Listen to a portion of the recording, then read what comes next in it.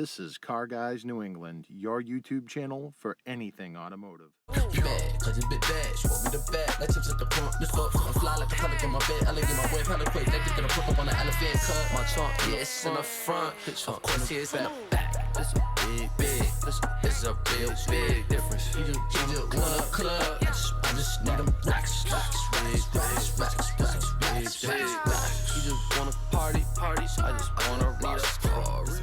It's Jay with Car Guys New England, and I'm having an issue with the Kenwood Radio that came with my LP640. The volume buttons are not working on the face anymore. I tried cleaning them, but that didn't work, so I think it's time to retire that radio. But let's hop in there, and I'm going to show you guys what is going on with that radio.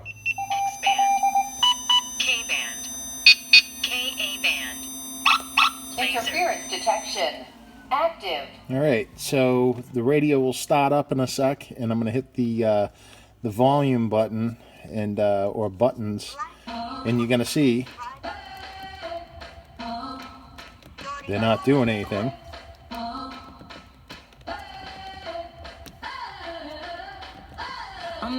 And so the buttons work.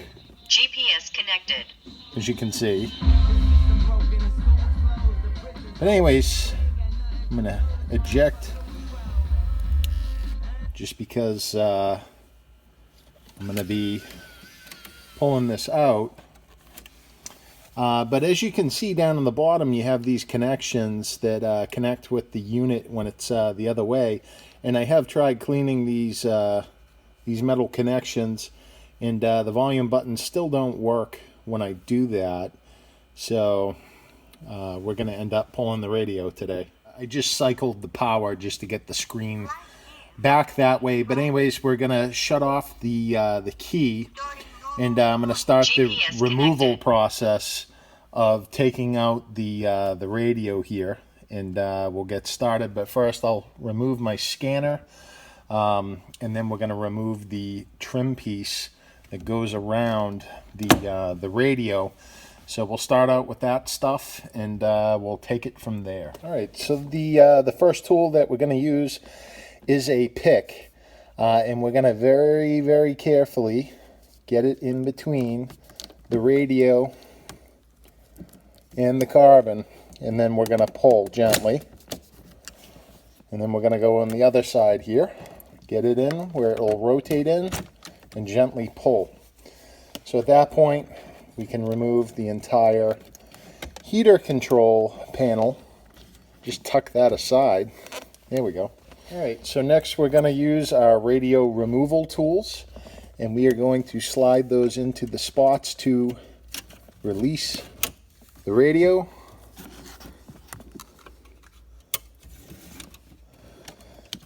Okay,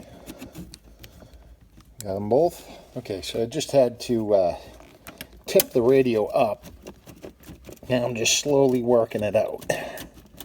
So let's get this out. Okay, let's remove the tools. So at this point, there comes the radio. There it is. All right. So the radio is out of the dash. All right, so I'm going to undo all these wires on the back of the radio, and just get it prepped. All right, here is the back of the factory radio. There's these two wires coming off the back that I need to figure out what the hell do those do. So I'm going to try to figure that out. Just looking at the back here. So it had navigation.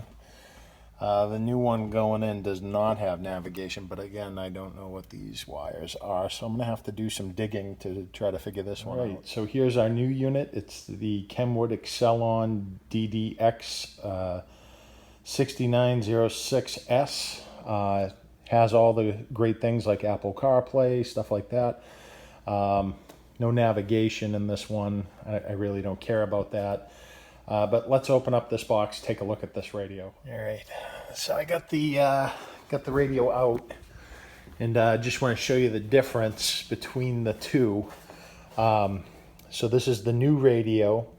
I have all my pre-outs here. The other one had a pre-out connector with all this, but it wasn't even being used anyways. And that had these special connectors that weren't connected to anything other than one of them was connected to an iPod connector, which is not relevant anymore. So we don't have the nav on the new one, but that's fine. The plugs are exactly the same plugs, just switched around on there.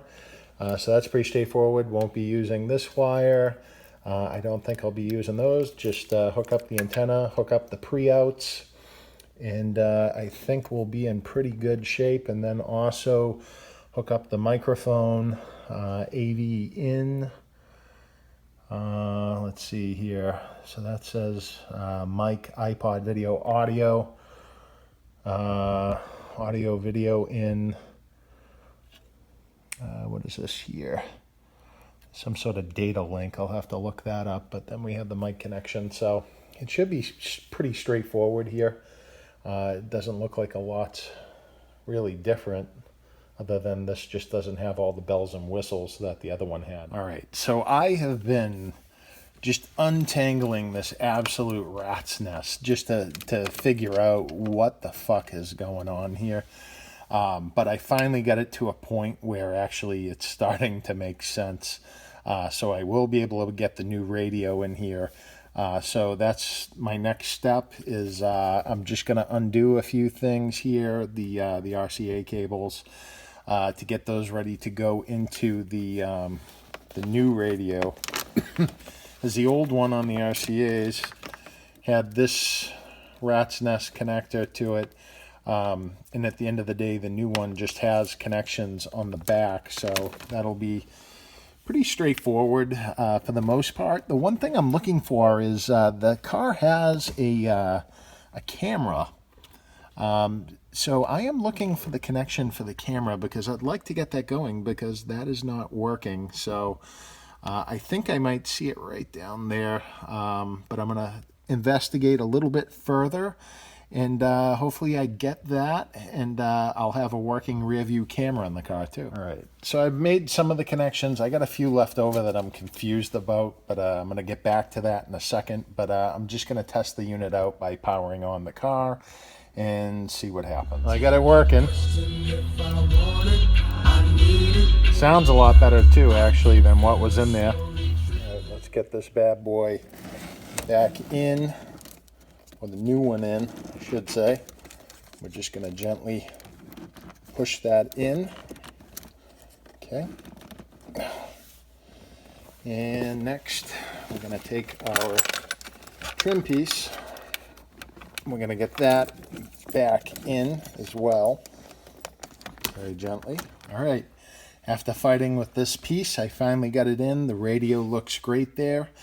I'm just going to remount my anti-laser priority control pad and my sprint booster, and then we'll configure this radio. All right, so we got that back in, got these pieces on, and we are pretty much good to go. I just need to pair my phone with this radio, and we'll be all done. You know, it's kind of hard to see, but the rear view camera I got working again.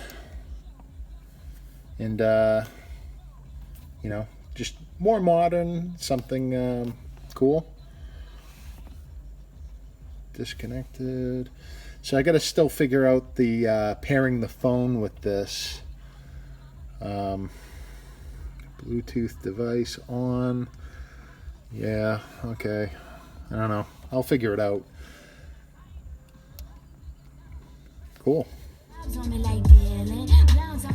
All right, folks, so now my radio is more modern with Bluetooth connectivity, and that's how you change it in a Lamborghini Murcielago. Hope you guys enjoyed this video. If you enjoyed it, be sure to give it a like. If you have questions or comments, be sure to comment down below.